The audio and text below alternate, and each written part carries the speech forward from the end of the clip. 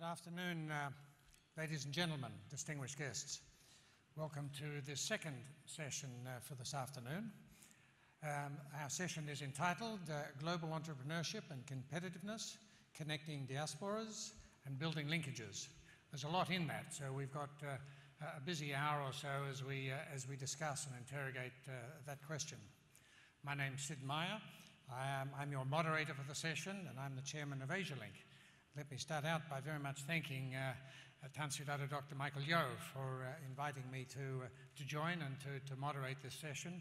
I recall well over a year now, Tan Sri, our discussions about bringing this forum to fruition, and it's a great pleasure, and congratulations to you in making this such an important event and here in Melbourne.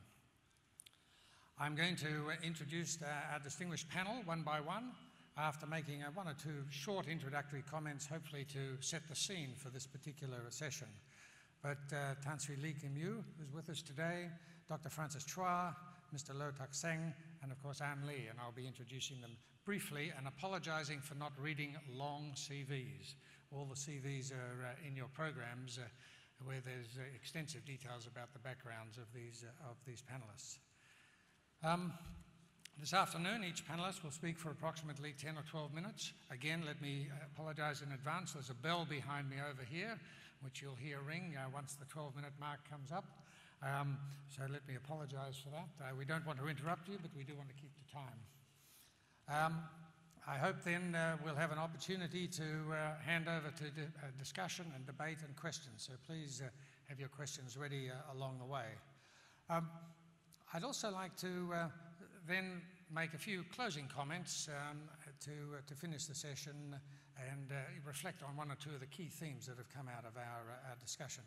But in order to get started, I thought I'd briefly look at this word entrepreneurship in the context of our topic today. It's such an important word in the context of the Fourth World Chinese Economic Forum. Many would suggest that it's the thriving entrepreneurship and competitiveness of the developing countries of the world, and in particular China, that underpins future prosperity. Entrepreneurship, the art of being an entrepreneur, one who undertakes innovations, finance, business acumen in an effort to transform innovations into economic outcomes, economic goods, economic services. I'd suggest that entrepreneurship is beginning to take a whole lot of different forms around the world, creating new organisations and revitalising and nurturing mature organisations, of course, is well known as part of entrepreneurship. Likewise, starting new businesses, and with a son who's thinking of starting a new business, I'm quite familiar with the notion of entrepreneurship, at least in that context. In recent years, entrepreneurship has begun to creep into the notion of social and even political forms, and entrepreneurial activity has begun to take shape in particularly some of the philanthropic and social arenas.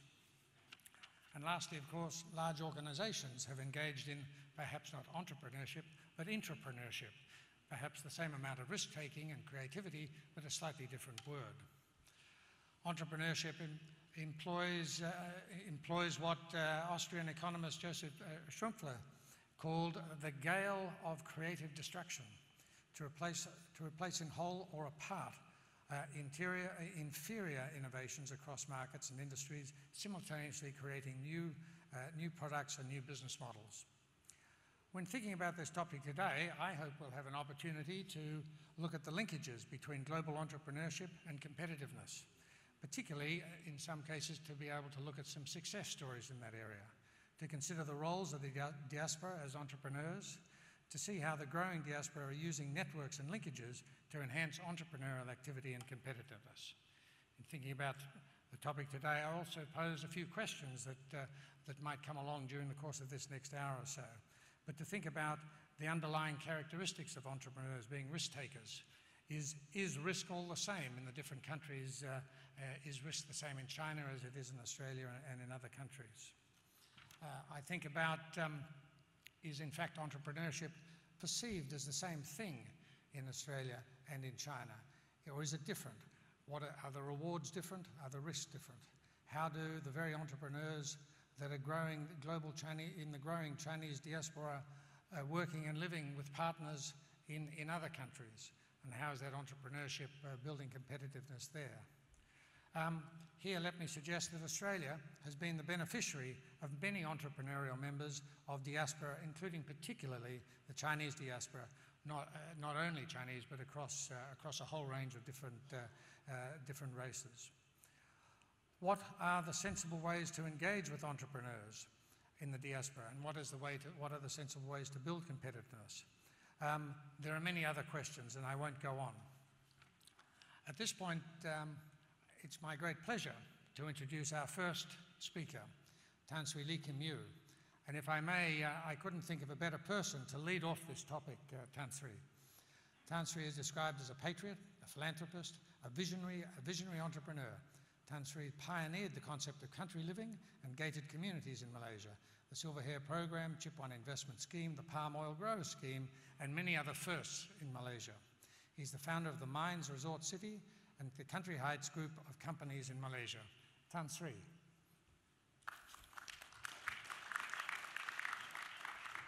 Please. Thank you, Mr. Steve Mayor. Good afternoon, ladies and gentlemen. I believe although this is a fourth World Chinese Economic Forum, the last 3 years was Malaysia. And I think in Malaysia, I have understanding with Tan Sri Michael, I have never speak on the panel, but come to the Australia. I think he put me as one of the panel of the speaker. Maybe he worried I might not show up. But I'm very happy to be put in this panel to talk about global entrepreneurship. Because I believe when I was called an entrepreneur, at that time I feel I'm very young. Before age of 40, I've been addressed by others on the word of entrepreneur. And I believe that maybe before I continue to touch of the topic that given by the organizer on all the question here, how can entrepreneur grow their company and contribute to economic development, and with all the question, maybe I'd like to begin to really give a definition or description what is entrepreneur all about. But before that, maybe I'd like to also take this opportunity to share with you what I have done before age of 42.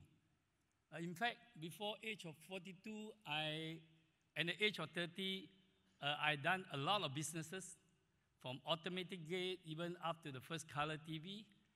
And when at the age of 30, I decided to give up everything and concentrate on property development.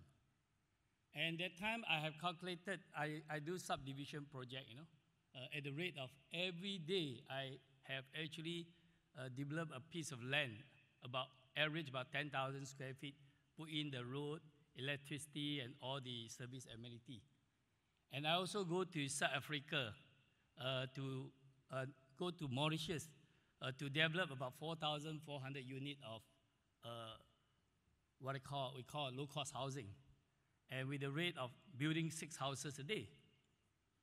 And I also developed a project in London. You will notice in G20, there's a meeting in London in Excel. That's a building built by Malaysian, actually by my company. So I share this with you. I think first, to be an entrepreneur, first, I think you have to be very hardworking. And of course, besides hardworking, and I believe that you have to always acquire yourself with the knowledge. And I also like to tell you why I'm doing this. I've experienced 3 very challenging periods. I mentioned the age 42. That was year in 1997. While Malaysia is supposed to go on very steady pace of every year 8% growing, and suddenly we are hit this ASEAN financial crisis. So when the ASEAN financial crisis have hit Malaysia, that my company, actually, we are not prepared, when this big environment change. We do have a lot of challenges. And I think the second period that I faced, 1997, then come with 2007, we have hit by the world financial crisis again. And of course, this time I have actually, because of that crisis, I have learned myself, and we managed to what I call how to turn the crisis into opportunities. So after going to this, I thought to answer of some of these questions, maybe I like to show you, to share with you my idea of entrepreneurship in the Chinese, what I call, maybe I believe this is what in the culture, in the history, that where our saints and sages have teachers with the 3 keywords. In fact, when doing business in Chinese, there is a word called trader, sangren, when you call 做买卖, buying or selling, So there's many interpretations, but one of the interpretation I like to share with you in this afternoon is the keyword of 生意人. The question, these 3 keywords, the Chinese character, 生, in a very, what I call, simple language, 生 means is create, you born. You always trying to do some thing of productivity also. 生 means is also you create something. But of course, in the I Ching of the Chinese, one of the very old philosophy, there's a word called 生生谓之大德. He said the most higher virtue is 生生 means you create, you give birth to something. So that is a word 生, creativity, equivalent to the English explanation. And the second word, to me, I think is even more meaningful, 义. 义, if you break it out, this character, what I call this Chinese character, actually is actually 3, 立志心, meaning that your thought at that moment. And to me, I think this is very important. When you are entrepreneur, if you try to do something, you must carry that with a good thought. Meaning that if you want to be an entrepreneur, whatever services you try to create, or whatever product you try to, what I call, invent, it must be benefit to the mankind. It was very saddened for us to see even some of the businessmen, that some of the business organizations that they create, even in China, there's one story that after the Olympic, they created this, what they call the milk powder, which carry toxic to the baby. This is very bad thought. This is something we should not do. So meaning that to be an entrepreneur, whatever we do, we must carry with a very good thought. And the third word, learn. And I was very pleased, even Asia Link, our moderator, that they have a movement, 人人. I believe that, when we come up with 生意人, I think it makes perfect of also the description equivalent to the English entrepreneur, that whatever we do, that we have to do as remind ourselves as a good human being. You have to do work that actually what human beings do. We should not do any business activity which is damage or what I call hurt any other party. So this is what, after I gone through age of what I call 40 ASEAN financial crisis, and when I now starting getting old, I got 3 grandchild, and I begin to think that, really to really consider the word of entrepreneurs and find a meaning to it, and will be very important in carrying out our daily life in the business activity. So with that, I would like to go into the topic as of today, and I hope before the bell ring, I will try to share as much as what I believe on all this topic I can contribute. First, on the Chinese, diaspora, on the word Chinese diaspora. Last night I had shared with some of friends in the welcome dinner. To me, when China Qing dynasty fell, and that time China had the Opium War, but that is a period that the West have rise with the Industrial Revolution.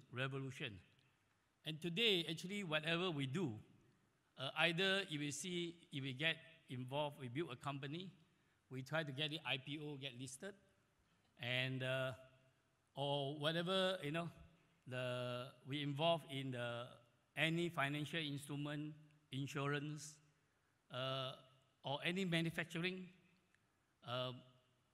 all the economic activities, I believe today the East is very much learning from the West. But I always think that there must be a way that a lot of this experience happen in the West when you move East, that we can have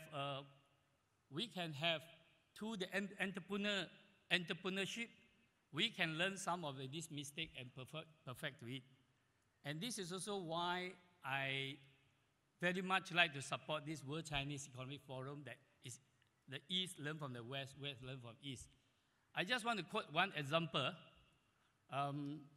like car industry. The China, if 30 years ago, before they opened, I think it's hardly very few cars. Last 2 years, the figure was China in 1 year sells 60 million cars. 60 million cars. United States, I think at the peak is only selling 50 million cars for the 200-year development. So meaning you got addition 16 million drivers on the road. And Malaysia actually have a very high accident rate. Yeah?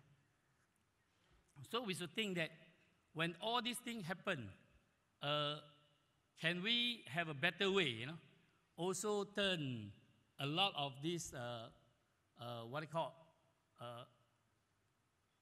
crisis into opportunity. Let's say, for example, if we have very high road safety issue, that we need entrepreneurs to really look at this number and turn into the opportunities. And of course,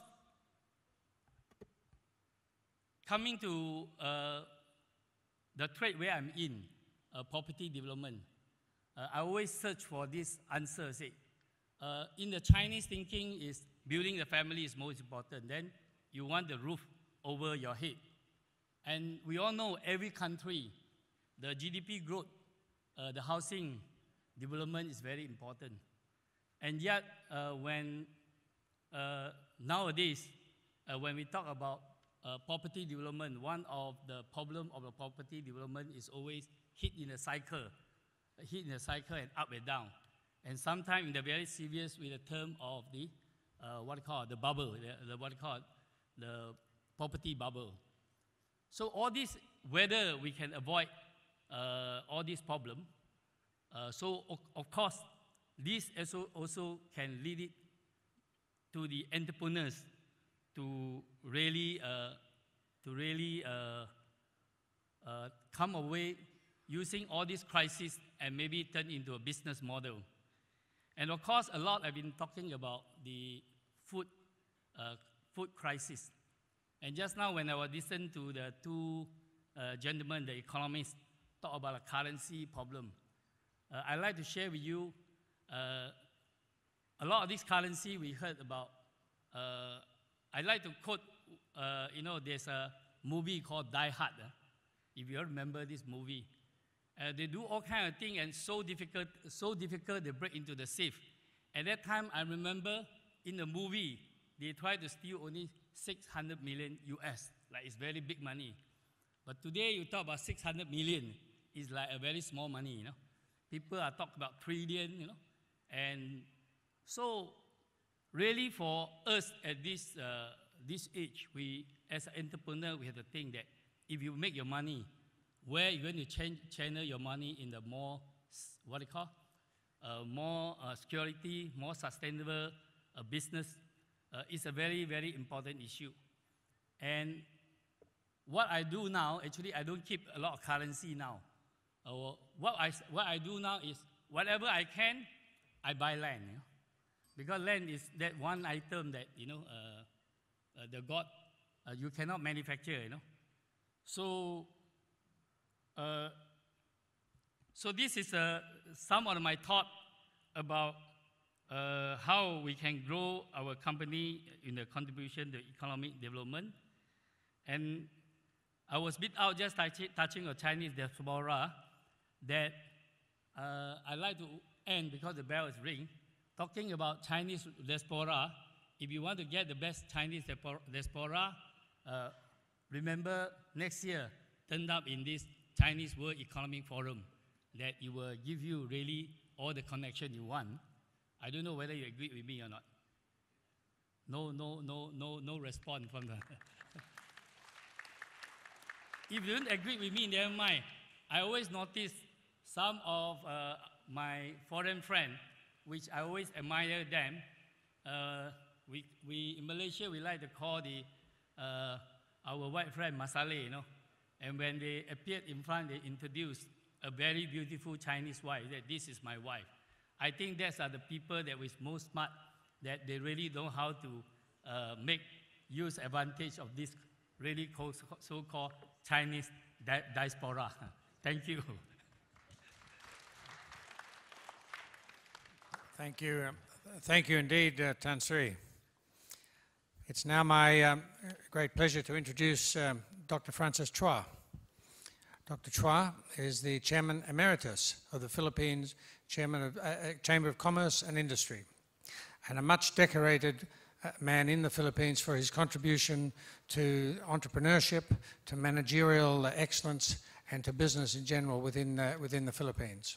Dr. Chua made history in the Philippines in business community as the first to hold the presidency of 3 major Philippine business associations. He became one of the youngest presidents of the influential Federation of Filipino-Chinese Chambers of Commerce and Industry. He assumed the helm of the Chamber of Commerce of the Philippines Foundation during its centennial foundation year, and of course he is currently the Chairman Emeritus of PCCI, the Philippines Chamber of Commerce and Industry. Dr. Chua is also known for his role as a philanthropist and has led several organizations providing food and helped educate children by donating school buildings, among many other virtues. Dr. Chua.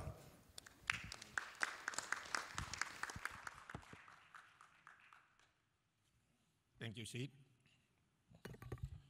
You know, I might not be as alert and as eloquent as Tan Sri Lee, because I just come back from America. I have not recovered from jet lag, and yet here I am today. And last night in the plane, I was wake up 3 in the morning. So if what I tell you now is not incoherent, please bear with me. I would like to focus on the Chinese entrepreneurship and why I would like to focus it, because today there's so much talk about China. Historically, Chinese have been all over the world since hundreds of years, but nobody seems to pay too much attention until China becomes strong. And so now there's a lot of respect to the Chinese diaspora. But this is not only limited to the Chinese alone. You could also see that even the Indians, they went to America. What they learned from their they bring home. And that's the very reason why today India is the number one capital when it comes to business outsource. And the Filipinos, with 2 million Filipinos in America, none to be outdone, we also bring home the technology from Silicon Valley, and today we run very, very close to India when it comes to business outsource. But coming to the main topic of the Chinese diaspora, I would like to divide this into 3 categories. The first category is for those that use Chinese investment but hiring international managers. The second is using foreign capital but managed by Chinese immigrants. And the third, it is Chinese capital with Chinese management.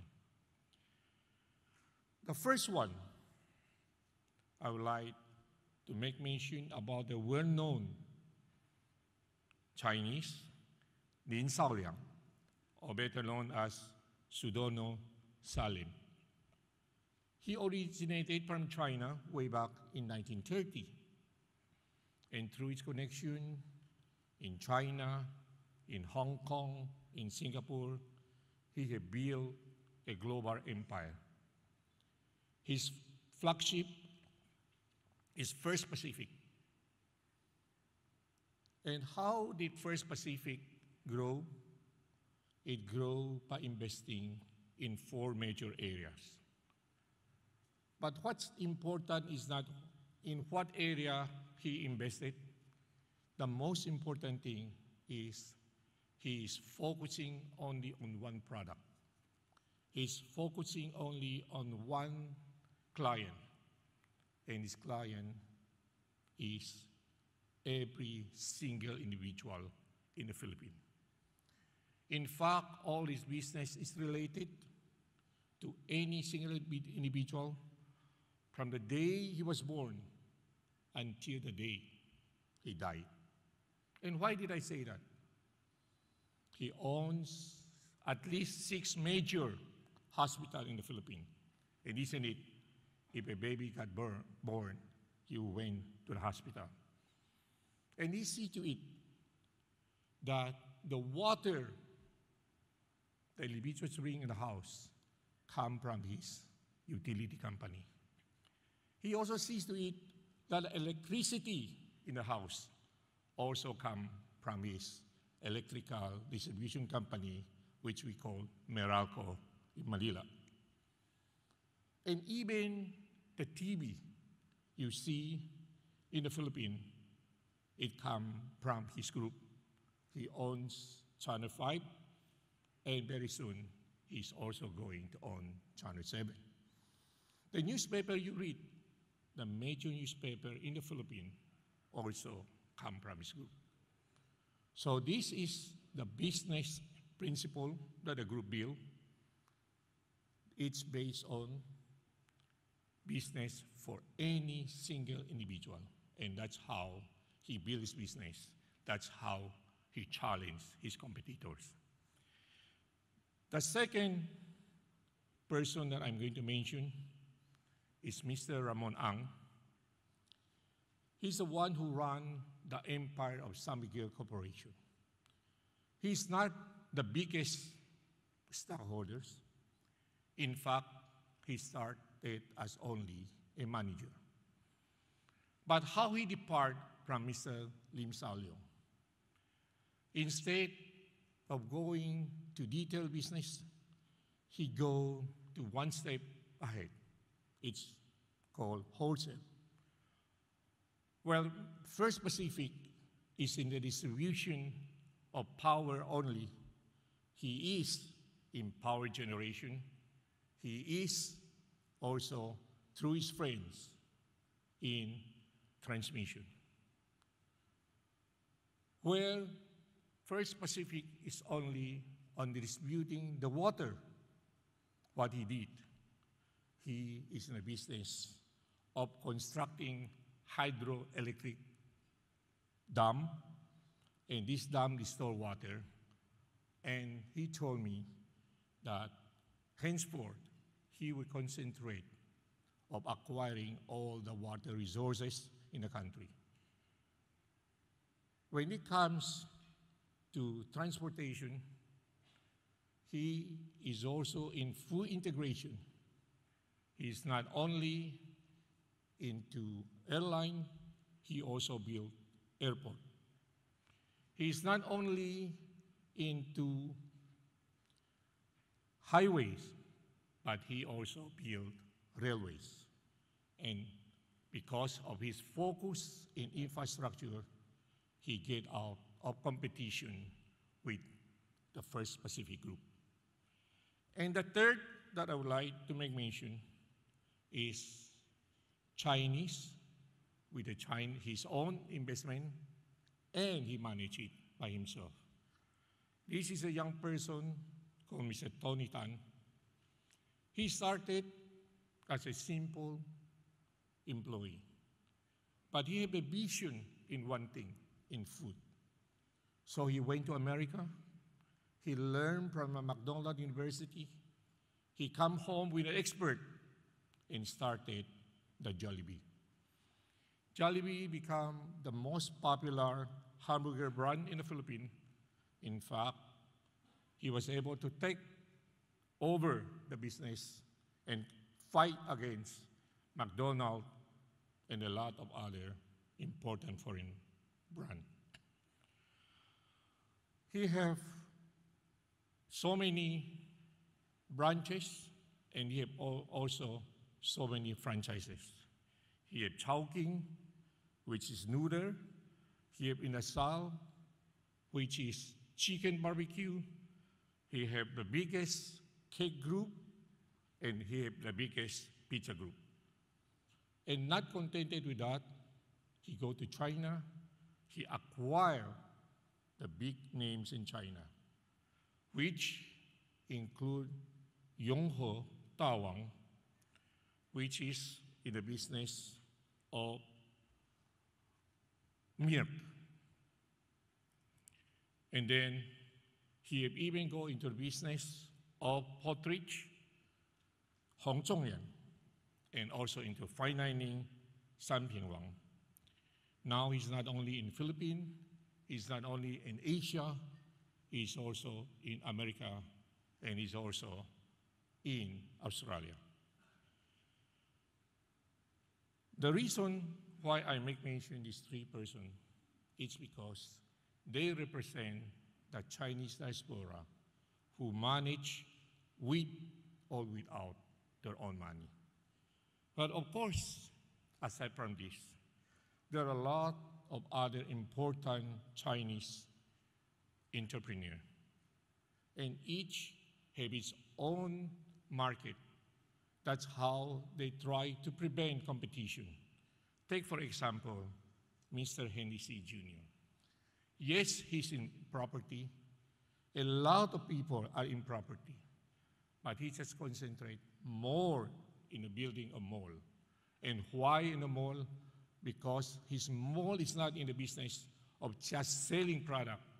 He's in mall because that is where he make money out of lease. Because for him, the leasing is the most profitable business. Before I was thinking that, oh, if you operate a mall, you make the money out of selling the product. No, he make the product. He make the business out of leasing and out of rent. And next to Mr. C, we have Mr. Andrew Tan. He is also in real estate, but he's also in a different type of real estate. He built condominium for the overseas workers of the Filipinos. He's also in gaming, which put him also in a different category. And aside from Mr. Andrew Tan, there are others who are well respected, like Mr. Yao Alfredo. He is specializing in drinks.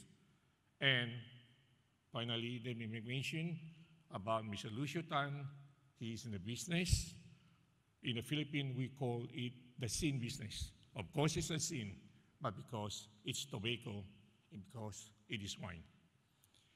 And finally, then we shall say the lesson that I learned is that if you want to build your connection, the best way is to go to the different business chambers.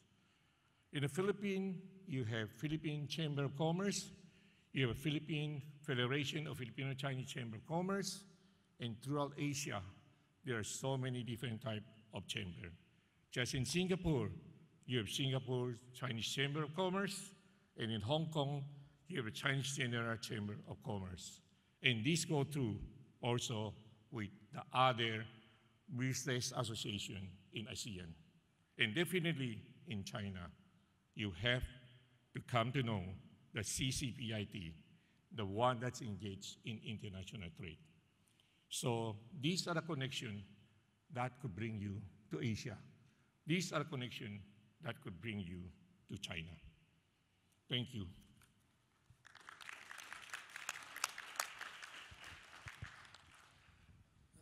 Thank you indeed, Dr. Chua.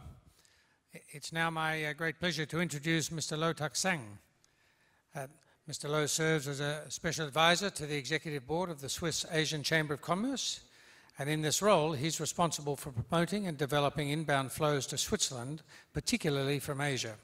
His considerable multi-industry, cross-border and multicultural experience in both Asia and in Europe, and is currently the chairman of the global wealth solutions company AG Bar Switzerland, an independent wealth advisory firm.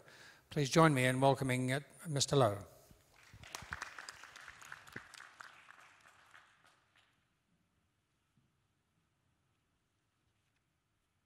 Thank you, Sydney, for that kind introduction.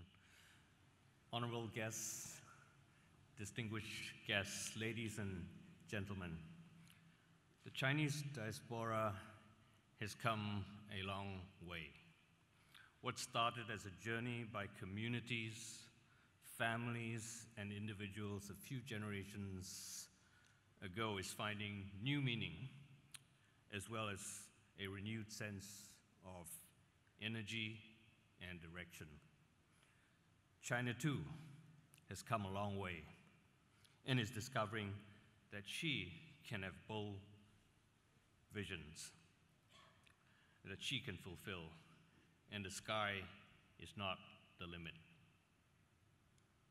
Do we get the next slide? China's ascendancy on the global theater is creating a new diaspora. And this is driven by a host of factors, from geopolitics to commerce to education. There is great thirst for resources and knowledge, but it's also hunger for adventure. I do not just mean scaling the Matterhorn or eating stinky cheese, or for that matter, building the fastest supercomputer,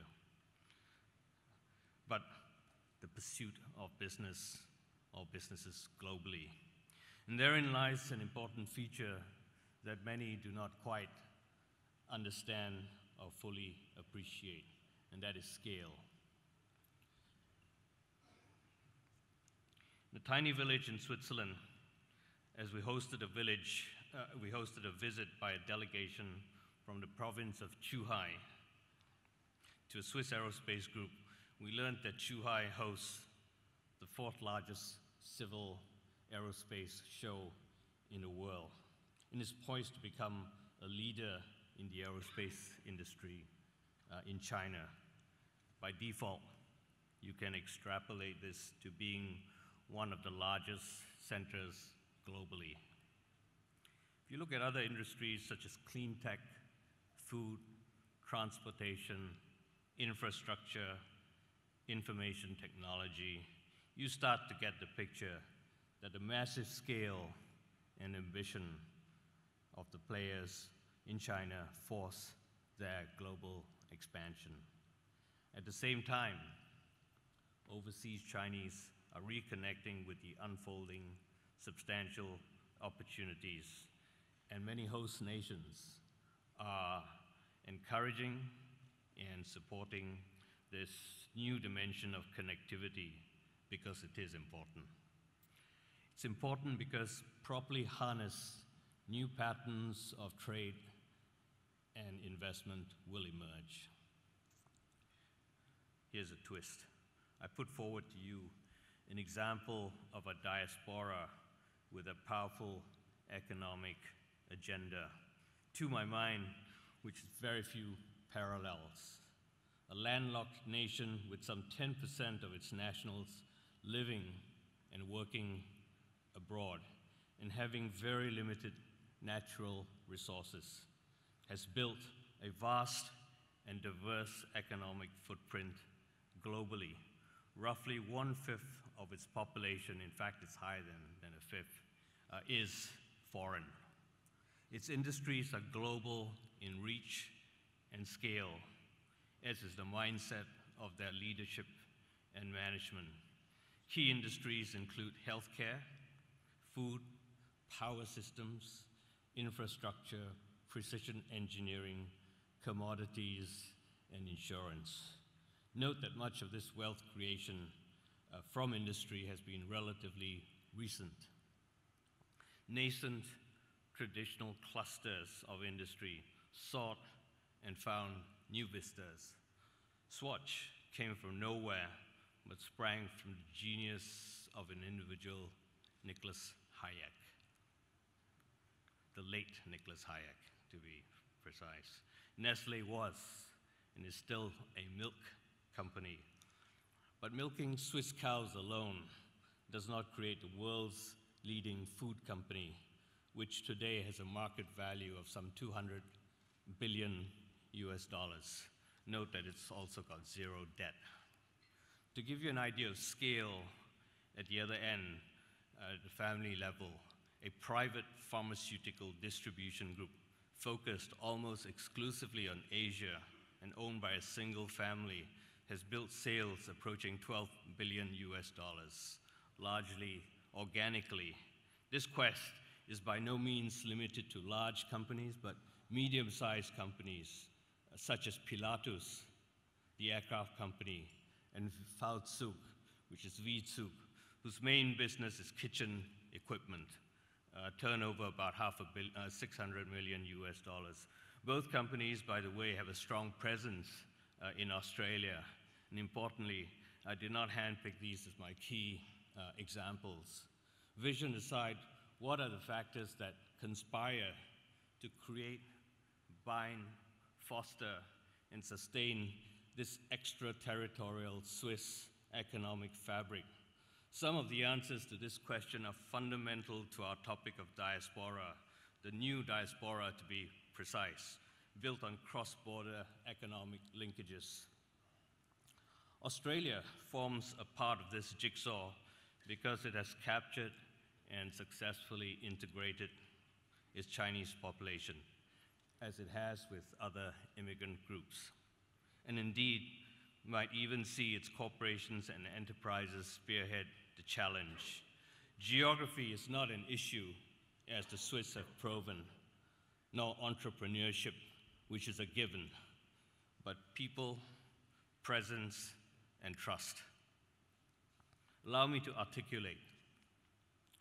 People can connect more easily so today, and in new forms never before imagined. And they can readily meet. That is light touch, but setting a foundation that's meaningful and lasting requires people, the movement and management of people, and real presence. There is no substitute for stewardship and governance, in a manner, of course, that's cognizant of local practices and culture. But top-line business and revenue build-out has to be led from the ground. This applies not only to Chinese mining interests in Zambia, but also to Singaporean real estate investment in Europe or globally. Without this presence, it's better to just sit back and buy a mutual fund unit. Trust. Trust can mean many things. But in the context here, enterprises, organizations, cities, government should engage with, and in certain instances, be led by people who naturally blend into and understand, if not practice, the culture. By that, I do not mean sinologists or proficient Mandarin speakers, but citizens of Chinese extract who have settled in their host countries, wherever these may be. Melbourne provides a shining example of this trust and openness, not just to Asia, but to the United States and Europe. A former Lord Mayor, originally from Hong Kong, a city councillor from Malaysia. Who knows what's next? If we return to the picture of the first Chinese woman in space, we know that there are possibilities well beyond the horizon when you look out from your shoreline, or in our case, the lakes and mountains. But we always need to have boldness of vision and to make that special effort to reach out. It has been my privilege and pleasure to be here and to speak. Thank you all, and also thank you on behalf of the Swiss Asian Chamber of Commerce.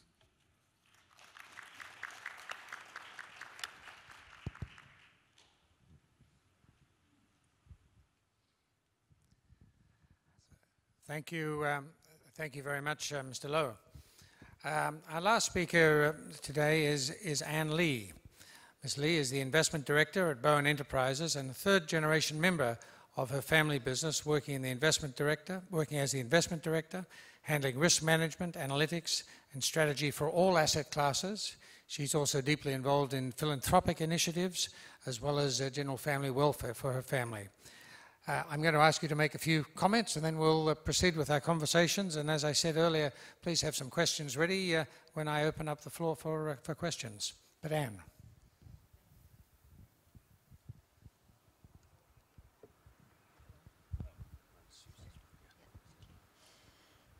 Thank you. Thank you very much. Firstly, I would like to thank Mr. Tan Sri Lee Kim Yew, patron of WCEF, and chairman of the World Chinese Economic Forum, Tan Sri Dr. Michael Yeo. Thank you for having me here.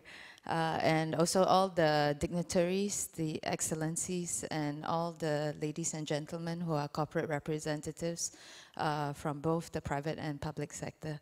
Thank you for having me here. I come from a very small country called Singapore. I'm also the youngest and most junior member on this panel, so it's a great pleasure for me to be able to say a few words. Today I'll be sharing as part of one of the more active members of the next generation in Chinese Chamber of Commerce, but I'm not speaking on behalf of Chinese Chamber because we are in midst of elections right now. So, but I'm sharing some of the experiences that as the next generation, what we're actually doing as part of the Asian diaspora.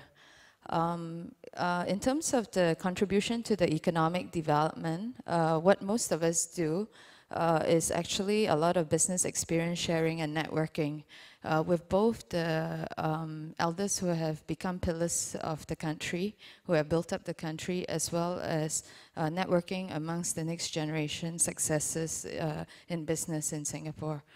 A lot of us are actually now engaging in philanthropic works, so it comes in the form of both monetary contributions as well as active execution, project management, and hands-on experiences with anything that leads to the economic development of Singapore.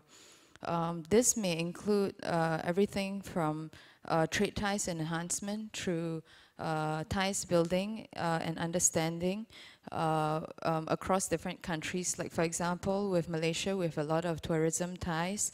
With China, we are right now engaging a lot on educational ties. In terms of entertainment, I think throughout Southeast Asia and ASEAN, there's long established entertainment as well as the arts ties, and also many Singapore companies are doing a lot of value-added services and infrastructure projects throughout ASEAN. So we are actually engaging very actively on these areas, and we hope that this actually contributes not only to Singapore's economic development, but to the whole of ASEAN and Australia. Singapore in particular has a lot of students studying in Australia due to the proximity. So education is also a big piece of the cross-strait understanding, the culture, the language, the arts, and the economic development of both countries. In terms of the key success factors that are in growing and leading companies in Singapore, we noticed that in order to stay competitive, and as you know, Singapore is a traditional trading hub as well as a regional economic center in Asia for quite some time now.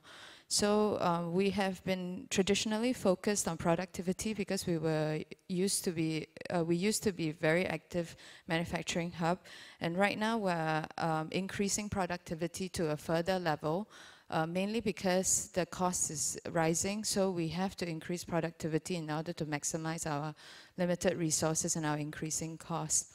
The second area which is applicable is innovations. Many of our companies, including our own, is focusing on innovation in terms of products, services, and also the delivery of services through increasing value added and supply chain. Thirdly is branding, and fourthly is inventions. We're now in midst of, in particular, working with large MNCs as well as local SMEs to do a lot of branding and inventions, both on the biotechnology side as well as in various other industries like healthcare, hospital care, amongst other things. Lastly are alliances and collaborations. For the past 3 years, I would say that we have emphasized a lot of focus on China and US trade ties. China mainly because of the high-speed growth and also the willingness of the China government to support us in giving us opportunities to engage with various provincial and state level projects, as well as for us to actually collaborate in many cross-country understandings and exchanges. US, because it's been a traditionally a very strong trading partner for Singapore and for Asia. India, because of its changes and requirements in infrastructure, as well as the huge growth in India that is still ongoing. And ASEAN countries, last but not least, is actually the strengthening of ASEAN ties across all ASEAN countries. I think all of us here are fully aware that there's been a huge collaboration efforts in the last 10 years across all the ASEAN governments to actually bring a lot of talks and dialogues and conversations, and it's now starting to bear a lot of fruit in terms of a lot of government agencies and private companies now coming together to co-invest, to collaborate, or to do joint venture projects. So these alliances and collaborations seem to be now going forward to be really key success factors for quite a few of the medium to larger size Singapore companies across ASEAN and Australia as well.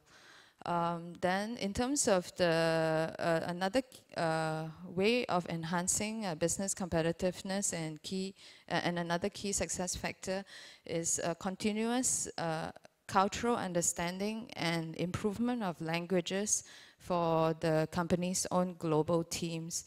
Because the market is constantly evolving and swinging towards Asia and China now, and not everyone in Singapore speaks Mandarin very well, although most of us understand it very well. Also, not all of us can speak, for example, Bahasa Indonesia or Tagalog or for example, I look Malay, but I don't speak Malay, unfortunately. So there's been a lot of encouragement and also further language strengthening in the next generation through language courses and cross-country exchanges, as well as engagements on the business level to build the next wave of global teams with the younger generation. But nonetheless, because most of us seem to be educated in English, and for many of us throughout Asia, many of us have studied some form of English. So this has now become a very common business language, even in Asia, throughout Asia. So this is a very fortunate step forward for all the developing countries in Asia. And it's actually becoming a very strong bond for what I noticed in ASEAN. And last but not least is continuous training, like what Tan Sri Lee Kim Yu has mentioned, because we need to continuously upgrade our knowledge. Both the Singapore government as well as the Singapore companies have been sending all our junior, not only junior and middle management staff, but now we're trying to send our older staffs to learn everything from the new technologies, the social medias, the new ways of getting information, all the way to actually understanding, a better, clearer understanding that shifts have changed. Trade ties are constantly changing right now and in quite a fluid situation.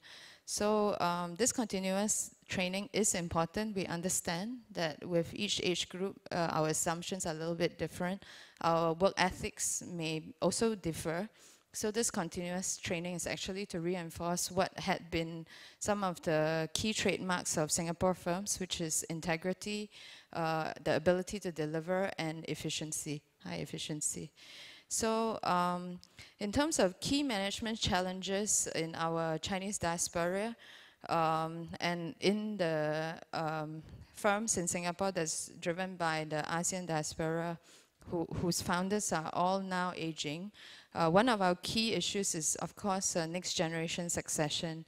So because the founders are now aging, so people of my age group now have to actually take up some of the roles and responsibilities. Some of us may be more sheltered than others, I must admit. And some of us have never gone through war, nor having to struggle with the very different living and work environment that used to be in Asia. Most of us also have the luxury of education. So we are now in a very different generation whereby it's highly competitive, things are much faster than before, and at the same time, it's also our good fortune that due to the rise of China, like what Tan Sri Lee Kim Yu had mentioned, due to the rise of China, there is slightly more respect for the Chinese population, both locally and overseas as well. And also Asian businesses, and a recognition that a lot of businesses are driven by the Chinese diaspora. So there's now an emphasis on this next generation of whether they can be strong and resilient enough to take up the role, and also whether there are enough human resources, because many of us in Singapore do not have enough babies. So we have a human resource shortage issue, unlike most other countries. So we are constantly having to encourage the local population to grow, and at the same time to actually encourage more exchange of resources with the rest of ASEAN, so that there's a more influx of talent. And last but not least is the cost management. Costs is rising like the whole of Asia as we move from a developing into a developed country or city. That's inevitable that with wealth, with growth, there comes inflation.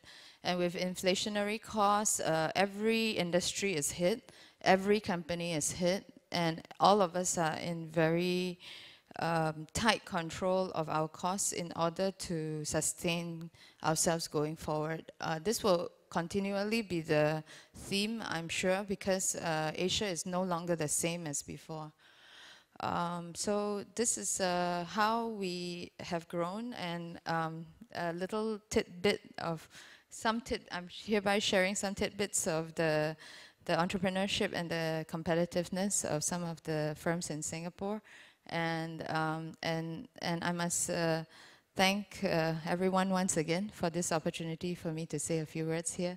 And also, I had learned a lot of this through the Singapore Chinese Chamber of Commerce and their various programs, so I'm also very thankful for that. Thank you.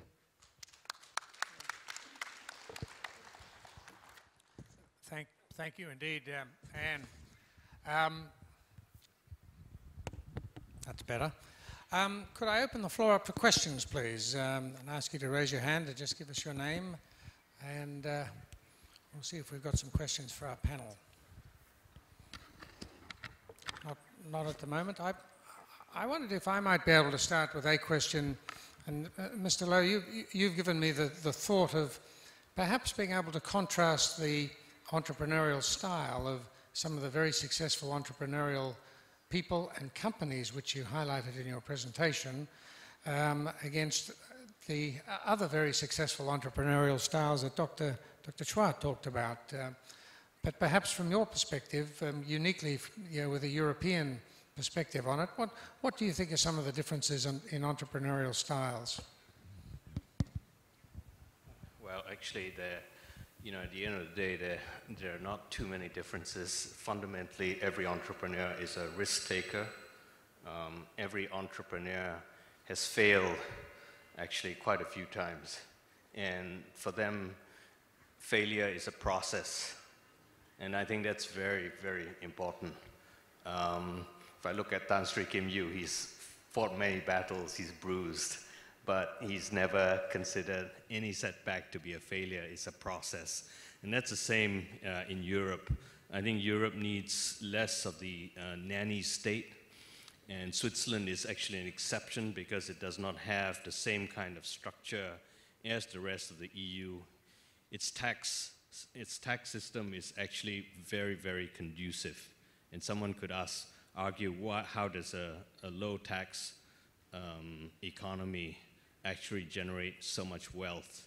And the answer basically is that there has to be a balance. We're not talking about zero tax regimes, but we're talking about a regime that encourages entrepreneurship.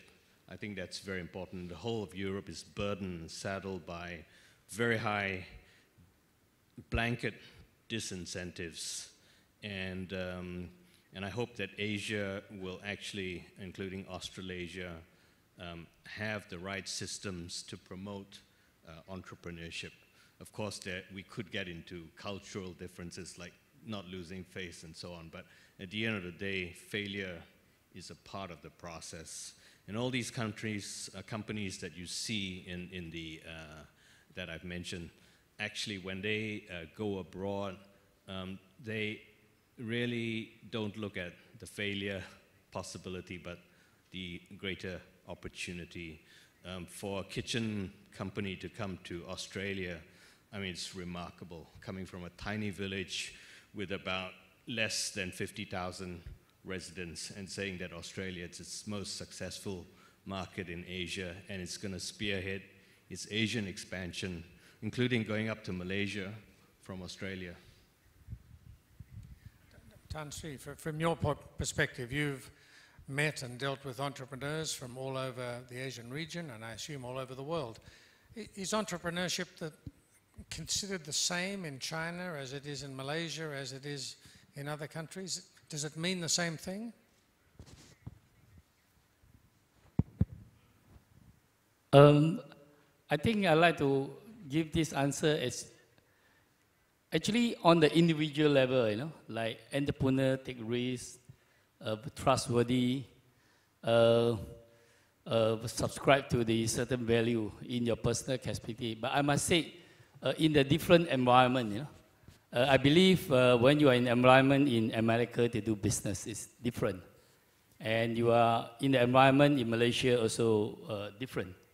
And I suppose in every country, very important, I think as an entrepreneur, I believe the environment, the country you're in, that is very, very important.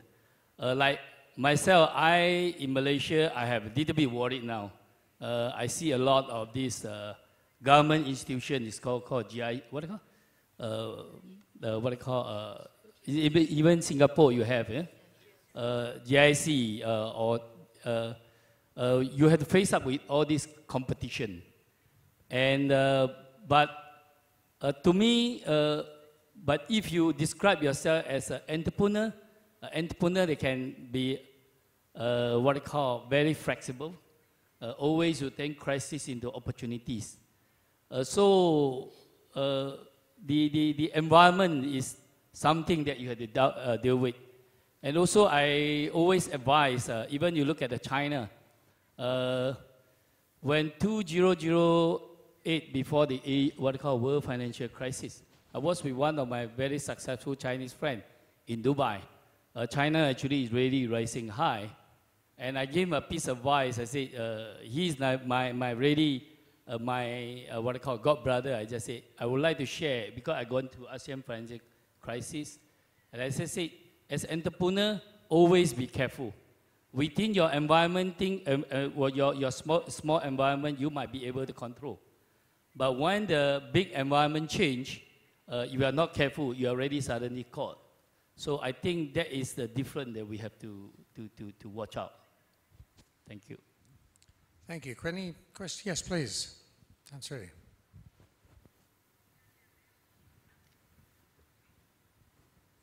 Does this work? Is it okay? Can you hear? Chairman, sir, these are all great entrepreneurs here, successful, and we are told that you got to go through the learning process. So my question is, given your experience, the words entrepreneurship and competitiveness, can some elements be taught in schools so that you avoid too many failures before you enjoy glorious success? Thank you. Dr. Chua, would you like to make a start? Well, let's put it this way. To a certain degree, yes, we learn from experience. But if education is all, then all the professors will be entrepreneur, there will be taipans, they will be very rich. So the more important thing is for those who are the big entrepreneur, they possess something they call killer instinct. To them, sky's not the limit. To them, winners takes everything. To them, they do not believe that there's such thing as using your heart. To them, it's using your mind when it comes to business. Thank you. Tan Sri. Yes, the answer definitely yes, and it's very important. I just want to share with you, the other day I have 6 Taiwan's university students. They come to my group for training. And these 6 young men is there. After they finish the training, I have a tea with them. They are so young, I ask them, what do you think is your most advantage? Each one of you share with me one. So one is saying, I'm very young, you know. My young age is my, biggest capital. The other one say, I'm very brave, and so on and so forth. But I say, all these answers are very good, but I would like to give you the correct answer. Actually, your biggest capital is your character. If your character is actually, you have a full of trustworthy integrity. And I believe nowadays this is what I think a lot of education system, I think a lot of parents begin to think that in our education system, that we will ask a parent, say, your children's character more important or their result more important? They will say, yes, it's a character. But when the school gives the marks, even the teacher make a mistake, a few marks, the parent will go back to and make a big noise. So I think, like what you, Tan Sri, your answer, your question, I've been thinking of this. So actually go back to the root. That's why I'm very strong in promoting this Confucianism, the family value. And I always share with people that we have to teach, our education system, we have to teach that the fundamental universal value. A person must be respect, love, not only love, they must respect their parents. That is the start of the education. And also be very kind to their own sibling, brother, sister. And if they are not even kind to a brother, sister with the kind of training, even they come out of the society, you can never expect them to be kind or loyal to your company. So I thought all these are fundamental, actually is already in the school system, we just have to reinforce it. Thank you. Anne, you brought up education a minute ago, and what's your view on this topic? I think we need to learn on probably 3 levels. The first level is probably inner value systems like sincerity, kindness, work ethics, being punctual or being responsible. These are things that I think the home environment is best to teach them. But at the same time, I've discovered that sometimes by mentoring younger ones and keeping them close to you, as well as the elders sharing with us what their past experiences are, this has been very educational, and sometimes all they need is a role model, so it's a form of education. And one of the reasons why sometimes people from family businesses have an advantage is simply because they have better role models all around them. So this rubs off very easily, and some others may not have it. But I'm not saying that one cannot be proactive and learn from scratch. It's just that this is one form of education in life. A second form of education, which, for example, I appreciated very much, is the Western style of education, where things are more structured. We're able to formulate strategies and do detailed planning very well. And in terms of process engineering and careful monitoring and measurement of performances, these are standards that the West has specialized in and promoted as many good standards and sometimes very good forms of due diligence for internal auditing. So in every business, we need to do self-reflection and internal audit on top of facing the world in business. So this form of education from young will enable both the next generation successors as well as the team below them to be able to function and expand very quickly. And this is important because Asia is at a point whereby we are able to grow through more joint ventures, more collaboration and more co-investments, as well as to do more exchange of ideas. We have come out of the completely developing stage. Of course, there are still pockets of opportunities everywhere in all our ASEAN countries. But more importantly, we should also move and start to collaborate and hunt in a pack, do more conglomerate type of business alliances. I think this will really champion Asia in the next wave, both for ASEAN as well as for including Asia Pacific, because Australia has always been very close to heart and very close proximity. So, and then this will enable us to have more sustainable economic growth, regardless of whether it takes a little longer for Europe to recover or a little longer for US to sort out its economic changes. Yeah. So, and this actually impacts how our entrepreneurs should think. We need to dig ourselves out of the trouble and keep ourselves out of danger, is what I'm trying to say. Thanks. Thank you. Mr. Lowe, did you want to add to that? Yeah, just a very brief comment on education. Good education, there's absolutely no substitute. But I think we must be mindful of some of the new forms of education that I think I actually question their effectiveness. We have more information today than ever before. We have big data, we have cloud computing, we churn out MBAs, we've got more MBAs today than ever before, and yet we still fall into the negativity of science in finance and business.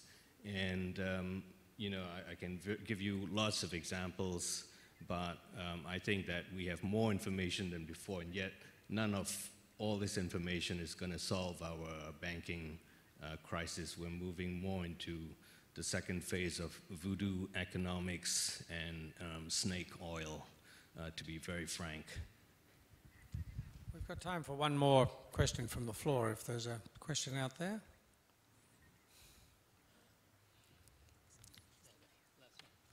Last one at the back.